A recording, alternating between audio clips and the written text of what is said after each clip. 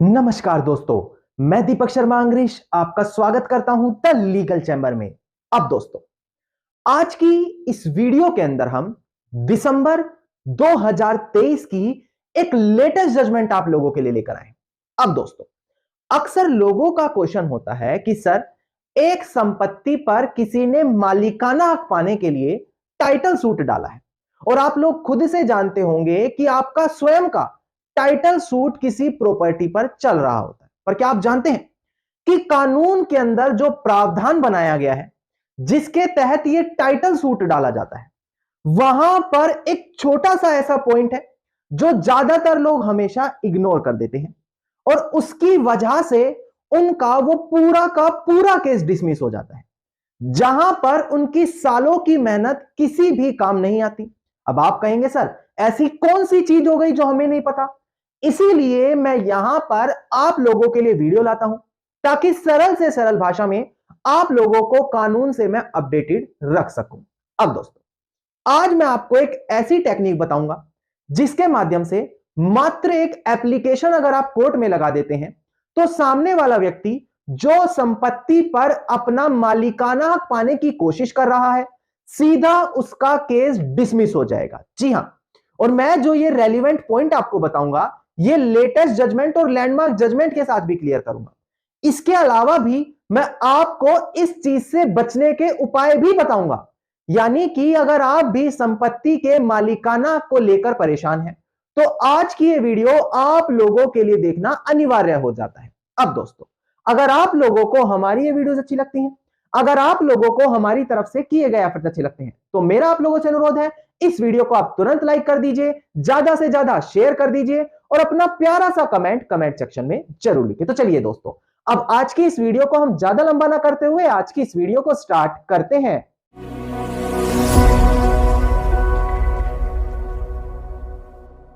अब दोस्तों, हम बढ़ते हैं अपनी आज की इस वीडियो की ओर। देखिए, सबसे पहले आपको जानना होगा कि जब कभी भी संपत्ति पर मालिकाना हक को पाने की बात आएगी तो कानून में ऐसा कौन सा प्रावधान है, कानून के अंदर ऐसा कौन सा प्रोविजन है, कौन सा सेक्शन है जिसके तहत कोर्ट में केस डाला जाता है। क्योंकि इसी सेक्शन में वो एक लूप होल है, एक छुपी हुई चीज है जो लोग अक्सर इग्नोर कर देते हैं, जिसकी वजह से आगे चलकर उनका पूरा केस खारिज कर दिया जाता है। एक बार मैं डिस्प्ले पर दिखाकर यह प्रोविजन आपको क्लियर करूं, यहां से आपको अब बड़ी ध्यान से वीडियो को देखना है। एक बार आप डिस्प्ले पर ध्यान दीजिएगा दोस्तों, हम बात कर रहे हैं सेक्शन 34 स्पेसिफिक रिलीफ एक्ट आपको डिस्प्ले पर दिखाई दे रहा है। यह बात करता है डिस्क्रिशन ऑफ कोर्ट, यानी कि कोर्ट की पावर किस चीज की? To declaration of status and right. किसी भी इंसान का किसी भी प्रॉपर्टी पर राइट या स्टेटस डिक्लेयर कर सकता है। यहां से ध्यान दीजिएगा, any person entitled to any legal character और to any right as to any property, यानी कि कोई भी व्यक्ति अगर किसी भी संपत्ति पर किसी भी प्रकार का राइट या किसी भी प्रकार का हक रखता है तो वो क्या कर सकता है? May institute a suit against any person. वो उस इंसान के खिलाफ केस डाल सकता है जो वहां पर उसको उसका वह अधिकार देने के लिए मना कर रहा है। देखिए, यहां पर लिखा है interested to deny his title to such character. वो उसका वो अधिकार देने के लिए मना करता है। तो कोर्ट यहां पर क्या कर सकता है? कोर्ट में इन इट्स डिस्क्रिशन, कोर्ट अपनी पावर यूज करके make there in a declaration, एक डिक्लेरेशन दे सकता है that he is so entitled, कि वो व्यक्ति हकदार है उस प्रॉपर्टी पर। और यहां पर ध्यान दीजिएगा, अब यहां पर आपको दिखाई दे रहा है प्रोवाइडेड दैट, ये यहां पर प्रोवाइजो है, यही सबसे बड़ी चीज है जो मैं आज आपको बता रहा हूं। नो कोर्ट, यानी कि कोई भी कोर्ट शैल मेक एनी डिक्लेरेशन, किसी भी प्रकार की डिक्लेरेशन नहीं करेगा। कब? जब एक प्लेंटिफ फर्दर रिलीफ का भी हकदार था, इसके बावजूद उसने उस डिक्लेरेशन के केस में वो रिलीफ वहां पर नहीं मांगा। यानी कि दोस्तों, मान लेते हैं मेरी एक प्रॉपर्टी है, मैं वहां पर अपना हक भी जताना चाहता हूं। मैं चाहता हूं कि प्रॉपर्टी पर किराएदार है उनको भी साथ ही साथ बाहर कर दूं। मैं चाहता हूं उनको बाहर करके मैं कब्जे में भी आ जाऊं। नाउ मैं क्या करता हूं? केवल प्रॉपर्टी पर टाइटल स्टैब्लिश करने का केस डालता हूं, ना किराएदारों को बाहर करने के लिए केस डालता हूं, ना खुद कब्जे में आने का केस डालता हूं। अब यहां से आप समझ सकते हैं, प्रेजेंट केस में मैं इन दोनों चीजों का भी हकदार था, पर मैंने किसी कारणवश, चाहे कोर्ट फीस बचाने के लिए किसी और कारण से, वो चीज वहां पर क्लेम नहीं की। तो ऐसी कंडीशन में कोर्ट अगर मैं सिर्फ इतना क्लेम कर रहा हूं कि मेरे नाम पे टाइटल घोषित करा दो, उस टाइटल को घोषित करने से मना कर सकता है। और अपोजिट पार्टी इसी चीज का फायदा उठाते हुए ऑर्डर 7 रूल 11 सब क्लोज डी के तहत मेरे केस को सीधा डिसमिस करने की एप्लीकेशन डाल सकती है। यही वो लूपहोल छुपा हुआ है इस पर्टिकुलर सेक्शन में, जो यही बताता है, मैं दोबारा से क्लियर कर दूं, कि अगर एक व्यक्ति अपना अधिकार स्थापित करने के अलावा और भी चीजों का अधिकारी है, जैसे कि कब्जा लेने का, जो वहां पर कब्जे में उसको बाहर करने का, कोई भी तीसरी रिलीफ पाने का, अगर वो उस रिलीफ को नहीं मांगता तो कोर्ट के पास ये पावर है कि वो जो डिक्लेरेशन की मांग कर रहा है उस पर अपना अधिकार पाने के लिए उस डिक्लेरेशन को देने के लिए कोर्ट मना कर सकता है। अब देखिएगा कितनी बारीकी से जो चीज मेंशन की है वो मैंने आपको अब क्लियर की। अब आप कहेंगे सर ये बात तो आप ही बोल रहे हैं, हमें जब तक आप ऐसा कोई फैसला नहीं देंगे हम कैसे मान लेंगे। ये आप बहुत बढ़िया चीज सोचते हैं, क्योंकि हर एक इंसान की अपनी अलग सलाह हो सकती है, पर जब तक वहां पर ऐसा कोई कोर्ट का फैसला ना सुना दिया जाए वहां पर आपको कभी भी किसी की बातों में नहीं आना चाहिए। एक बार मैं डिस्प्ले पर दिखाकर आपको कुछ बड़ी जजमेंट इसी टॉपिक से रिलेटेड क्लियर कर देता हूं, ताकि आपको क्लियर हो जाए कि जो भी मैंने बातें यहां पर बोली है वो 100% सच है। एक बार आप डिस्प्ले पर ध्यान दीजिएगा दोस्तों, देखिएगा दोस्तों, पहली जो जजमेंट है उसका नाम है Ram Sharan and another versus Shrimati Ganga Devi, साल 1973 की जजमेंट है। इसका साइटेशन नंबर था 2SCC60। यहां पर ध्यान दीजिएगा, कोर्ट ने यही हेल्ड किया इस केस में कि अगर एक इंसान सूट डालता है, केस डालता है ताकि प्रॉपर्टी पर अपना टाइटल घोषित करा सके, पर वो इंसान उस पर अपना कब्जा पाने की मांग नहीं डालता, वो ये नहीं कहता कि मेरे को कब्जा भी दिलवाओ, मैं कब्जे में नहीं हूं, तो यहां पर जो सेक्शन 34 के आखिर में प्रोवाइजो दिया था जो मैंने आपको बताया, वो चीज यहां पर अप्लाइड हो जाएगी और उस प्रकार का जो वो केस है वहां पर मेंटेनेबल नहीं होगा, उसको डिसमिस कर दिया जाएगा। इसके अलावा एक और बड़ी जजमेंट थी, ध्यान दीजिएगा, Vinay Krishna versus Keshav Chandra and another, साल 1993 की जजमेंट है। इसका साइटेशन नंबर देखिएगा 3SCC129। यहां पर ऑनरेबल सुप्रीम कोर्ट ने यही सिमिलर इशू देखा, जहां पर प्लेंटिफ एक्सक्लूसिव पोजेशन में नहीं था। एक्सक्लूसिव मतलब अकेले का कब्जा वहां पर नहीं था, उन्होंने अपना प्रॉपर्टी पर टाइटल घोषित करने के लिए केस डाल दिया, पर वहां पर उसने ये नहीं डाला कि मुझे इस पर एक्सक्लूसिव कब्जा दिलाओ, बाकियों को बाहर करो। तो यहां पर कोर्ट ने देखा कि ये सूट तो मेंटेनेबल ही नहीं होना चाहिए। क्यों? क्योंकि सेक्शन 34 का प्रोवाइजो ये बात बोलता है कि अगर एक व्यक्ति फर्दर रिलीफ पाने का भी हकदारी है और वो उस फर्दर रिलीफ की केस के अंदर मांग नहीं करता, तो ऐसी कंडीशन में उसका सूट डिसमिस कर दिया जाना चाहिए ना। दोस्तों, यहां से मैंने दो ऑनरेबल सुप्रीम कोर्ट की बड़ी जजमेंट आपको क्लियर करी, और दोनों में ही आपको यह चीज क्लियर हो गई होगी कि अगर आप टाइटल सूट डाल रहे हैं, जितनी भी चीजों के आप वहां पर हकदारी हैं, अगर आप उनकी मांग नहीं कर रहे तो ऐसी कंडीशन में आपका केस डिसमिस हो जाता है।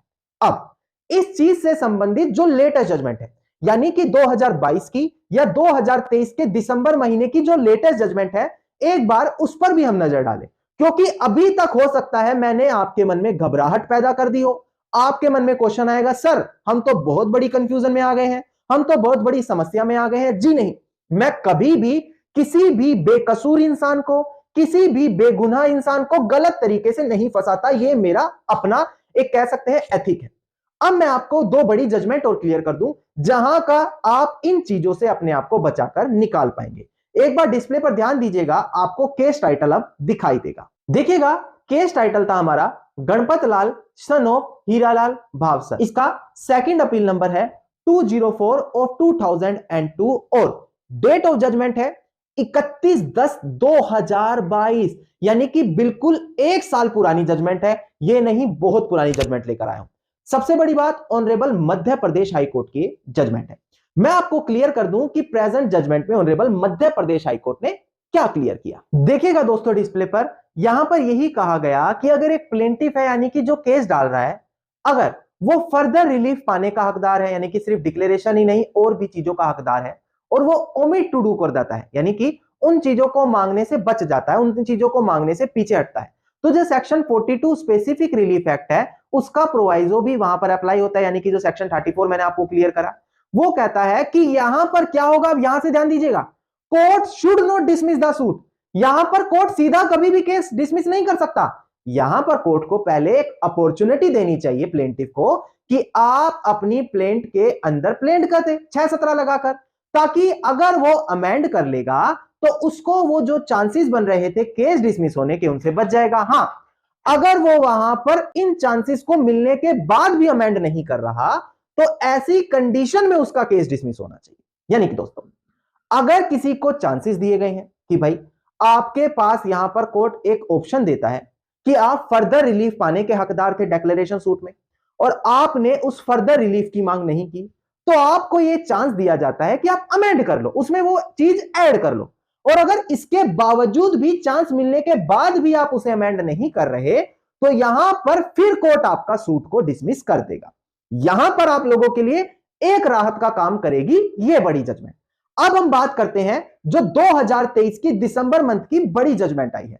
ध्यान दीजिएगा, यहां पर ऑनरेबल हिमाचल प्रदेश हाईकोर्ट ने क्या कहा। देखिएगा दोस्तों, डिस्प्ले पर केस टाइटल था Sudhakar Sharma and other versus Nandini Mishra and other. इसमें ये दोनों पिटिशनर एंड रिस्पोंडेंट है। इसका सीएम नंबर देखिएगा 387 ऑफ 2020 और सबसे बड़ी बात, डेट ऑफ जजमेंट है 19 दिसंबर साल 2023। जैसा कि मैंने कहा था, बिल्कुल आप लोगों के लिए 6 से 7 दिन पुरानी जजमेंट लेकर आए हूं। अब यहां पर क्या हुआ, यहां पर प्लेंटिफ ने केस डाला कि मेरी प्रॉपर्टी है, मेरा इस प्रॉपर्टी पर हक बनता है, मुझे यहां पर इसका मालिकाना हक घोषित करके दिया जाना चाहिए ना। दोस्तों, रिस्पोंडेंट ने एक 711 की एप्लीकेशन लगा दी सब क्लोज डी के अंदर, जहां पर कहा गया है कि अगर एक केस किसी कानून के तहत बाढ़ हो उसको डिसमिस कर दो। रिस्पोंडेंट का कहना है कि जी नहीं, प्रेजेंट केस में डिफेंडेंट ये बोल रहा है कि ये चीज तो एप्लीकेबल होनी नहीं चाहिए। कारण, क्योंकि प्लेंटिफ ने यहां पर कब्जे की तो मांग नहीं की, वो ये तो कह रहा है मेरा संपत्ति पर हक बनता है मुझे दो, पर अगर उसका उस प्रॉपर्टी पर कब्जा नहीं है और वो उस कब्जे की मांग भी नहीं कर रहा तो यहां पर सेक्शन 34 स्पेसिफिक रिलीफ एक्ट का प्रोवाइजो लग जाएगा, जो ये कहता है कि अगर एक प्लेंटिफ और भी चीजों का हकदार है और वो टाइटल डिक्लेरेशन सूट में उन चीजों की मांग नहीं कर रहा तो उसका केस वहां पर डिसमिस कर देना चाहिए ना। दोस्तों, यहां पर प्लेंटिफ का कहना है जी नहीं, मेरा केस तो डिसमिस नहीं होना चाहिए। क्यों? क्योंकि ये मेरे ग्रैंडफादर, मेरे दादाजी का घर है और अक्सर मैं यहां पर आता जाता रहा हूं, मेरा एक तरीके से यहां पर कभी ना कभी कब्जा बरकरार रहा था। अब यहां पर देखिएगा ऑनरेबल हिमाचल प्रदेश हाईकोर्ट ने क्या कहा। देखिएगा दोस्तों, यहां पर ऑनरेबल हिमाचल प्रदेश हाईकोर्ट के जस्टिस विवेक सिंह ठाकुर ने यही ऑब्जर्व करके कहा कि देखिए जो सेक्शन 34 है स्पेसिफिक रिलीफ एक्ट का, वो यहां पर ये मैंडेटरी नहीं करता, मतलब कंपलसरी नहीं करता कि अगर एक डिक्लेरेशन सूट डाला गया, टाइटल सूट डाला गया जहां पर फर्दर कॉन्सिक्वेंटियल रिलीफ नहीं मांगे गए, जो जो वहां पर रिलीफ मांग सकता था प्लेंटिफ उसने नो वही मांगा, तो ऐसी कंडीशन में क्या होगा, वो सूट मेंटेनेबल हो ही नहीं सकता। ऐसा कभी भी सेक्शन 34 नहीं कहता। हां, यहां पर यह कहा गया है कि ऐसी कंडीशन में जो कोर्ट है वो इस प्रकार की डिक्लेरेशन करने से बच जाए। देखिए लिखा हुआ है रेदर इट्स प्रोवाइडेड, बल्कि यहां पर यह कहा गया कि no such declaration shall be made by the court. वहां पर कोर्ट ऐसी कोई भी डिक्लेरेशन ना करे जहां पर रिस्पोंडेंट या प्लेंटिफ ने, जो प्रेजेंट केस के अंदर है, जो फर्दर रिलीफ पाने के हकदार थे, इसके बावजूद भी केवल टाइटल की मांग कर रहे हैं और कोई रिलीफ नहीं मांग रहे। यानी कि दोस्तों, अगर आपके साथ भी ऐसी कोई स्थिति बन रही है जहां पर हो सकता है आपका केस डिसमिस होने के ऊपर बात आ गई, तो इससे पहली जजमेंट आप दिखा सकते हैं जहां पर यही कह रहे हैं डिसमिस नहीं होगा, पहले एक मौका दिया जाएगा।